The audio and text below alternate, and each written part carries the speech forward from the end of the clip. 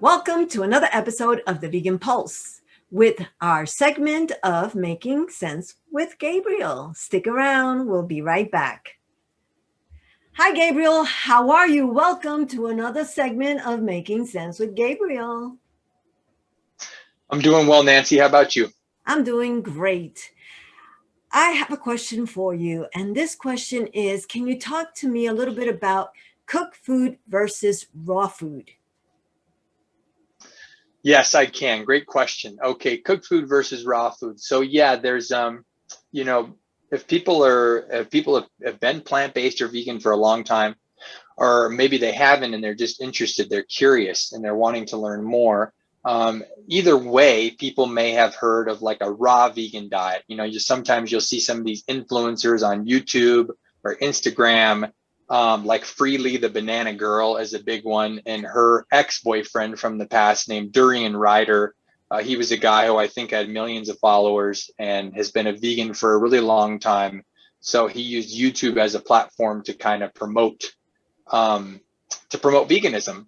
And they were big on eating like a ton of fruit. So sometimes like fruitarians or frugivores, I think is another name for a fruitarian, are people that will just eat predominantly, if not 100% of their diet would be fruits. Or sometimes they'll add a little bit of like lettuce or things like that. So maybe a few vegetables, but it's a predominantly fruit-based diet. And of course, fruit, you can cook fruit, obviously, but fruit, because it's easy to eat raw and doesn't usually require cooking, like some vegetables do, or certainly other cooked foods, like your grains and your beans, which you have to cook, otherwise they can hurt you.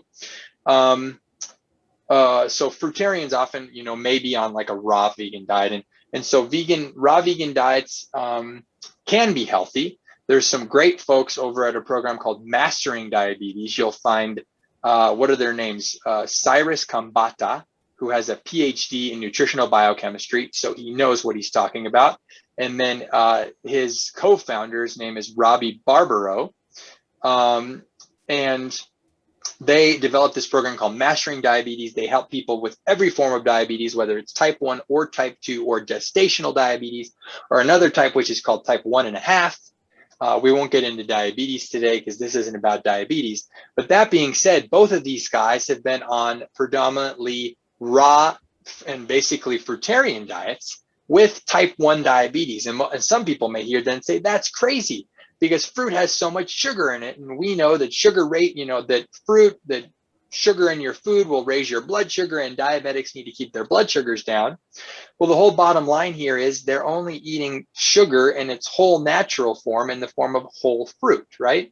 And so when you eat sugars, whether it's in the form of beans, which also have sugar, just in a complex carbohydrate form, or whole grains, or other vegetables or fruits, they all have carbohydrates in them, which eventually will be broken down to sugar's building blocks, which are made up of glucose. Then our body uses that glucose for fuel or for energy. But when we eat these foods and these carbohydrates or sugars in their whole natural form, they're not going to jack our blood sugars up like eating, pure table sugar, or like drinking a Coca-Cola or a Pepsi, right? These highly processed, refined, fractionated foods that really aren't foods at all. They're just products that happen to be edible. And they're easy to get addicted to because they are so highly processed and they taste so good. But when you eat sugar or carbohydrate in its whole natural form, it doesn't jack your blood sugar up, which leads to those nasty blood sugar dips or crashes that lead you going back to more and more and more of these foods. So that being said, yes, if you eat a ton of fruits and also the vegetables that you can eat without cooking in their whole natural form, you can eat a really healthy raw diet. The problem with raw diets, the problem that I have with raw diets, is they're cutting out all these other wonderful foods that we know are so beneficial for our health. There's probably no food more powerful than the mighty legume or the mighty bean. Of course, beans you cannot eat raw because beans do have something called lectins in them. If you don't cook beans, those lectins are not zapped or eliminated. And those lectins can make you sick to your tummy, and they can literally make you like have vomiting when you eat them. But as long as you cook a bean like you should in a pressure cooker on the stove, as long as you boil it where it's nice and soft and edible, you completely eliminate those lectins and they cannot hurt you. And so, yes, I think, as long as we're cooking foods like we should, we're eliminating the lectins or anything else that might harm us in our digestive process. And whole grains, we know, are so rich in B vitamins, and folate and things like that. And our beans are so rich. Nothing is more fiber rich than the mighty bean, and split peas and chickpeas and lentils, right? All of our legumes. And so the most effective way to get enough fiber, because we know we want to be getting enough fiber, number one is eating more whole plant foods, but we want to be eating more whole grains and beans because we get more fiber from whole grains and beans than we do fruits and vegetables, because whole grains and beans are so rich in fiber. And so I would always encourage people, even if they're on a raw vegan diet, or maybe they're considering exploring a raw vegan diets can be great, but I really have a problem with eliminating all these wonderful foods like cooked whole grains and beans, because I think those foods can make our diets even more healthy.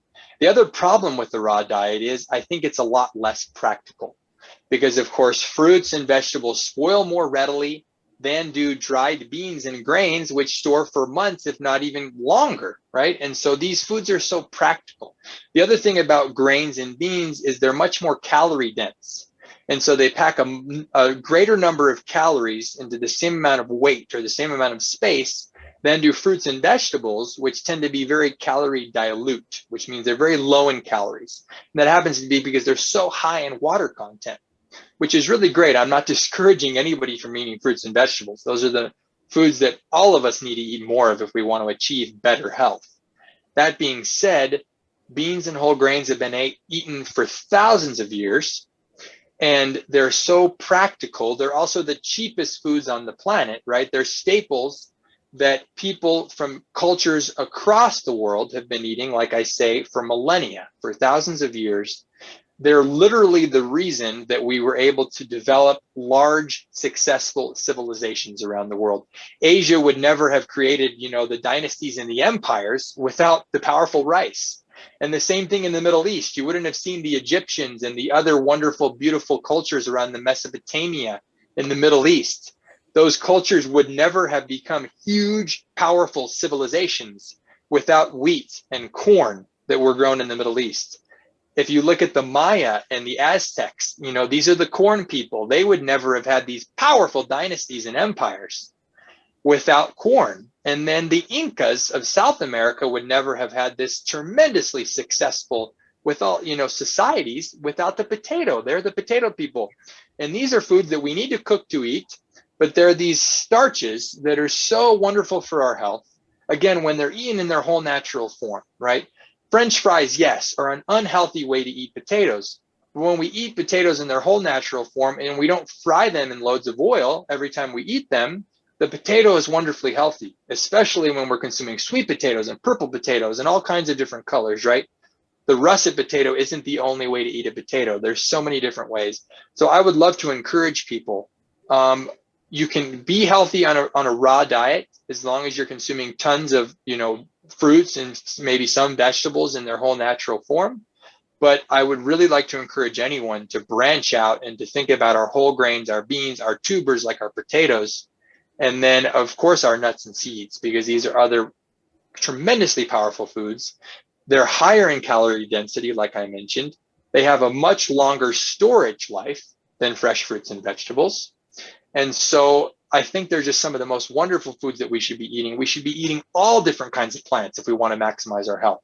Fruits, vegetables, legumes, which are beans, split peas, chickpeas, and lentils, whole grains, mushrooms, nuts, seeds, herbs, and spices, right? Because the more diversity that we have in our diet, the more healthy we're going to be and the more resistant we will be to chronic disease, to cancer, to autoimmune disorders, right?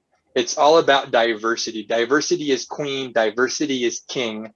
And so, and of course, we're losing diversity on a raw food diet because we're eliminating some of those other food groups that, like I've mentioned, I think are so important for our overall health. So I hope that gives people a good kind of overview of, what raw versus cooked food diets are, and why I would really encourage people to incorporate cooked foods into their diets, because they're so health promoting and so powerful and beneficial.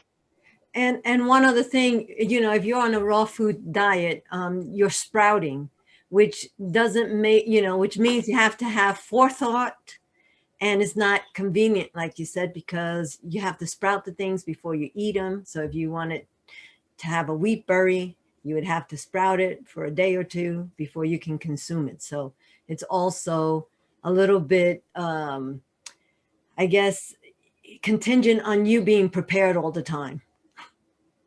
Sure, and sprouting is wonderful. Yeah, thank you for mentioning sprouting, Nancy. And that's a great way to incorporate some of those other foods that, like you say, whether it's a grain or a bean that you might sprout, that you could still be getting those, as opposed to just getting,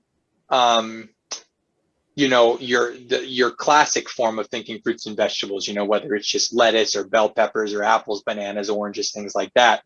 When we're sprouting, we can get a more diversity than we might be getting with just our standard fruits and veggies that people might think of.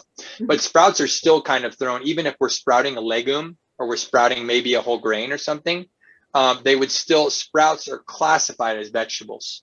And so I would still highly encourage people to, get those cooked whole intact grains and legumes and things like potatoes, tubers. Also think of all your wonderful winter squash, which is a starchy vegetable as well, high in starch, whether that's acorn squash, kabocha squash, spaghetti squash. What's the orange one? For butternut squash, right? There's so many different varieties of winter squashes also that can get lumped in with those starchy foods like beans and whole grains that are so good for our health.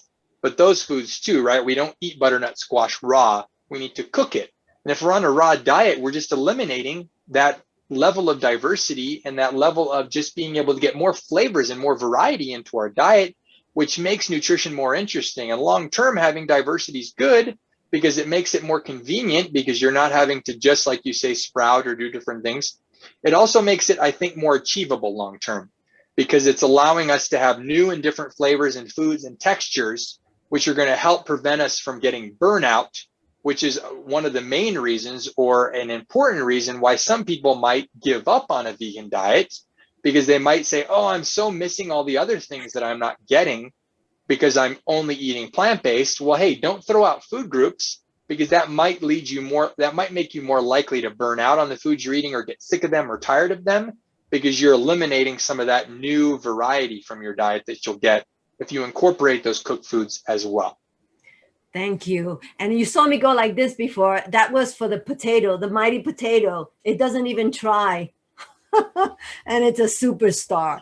Anyway, thank you, Gabriel, Yes. for joining us again on Making Sense with Gabriel. Until next time. Bye-bye. Hasta la vista. Thanks, Nancy. Thank you for joining us on another episode of The Vegan Pulse. I am your host, Nancy Arenas. Remember to like us on Facebook, check out our website, and subscribe to our YouTube channel. If you have a pulse, you have a purpose. Live vegan.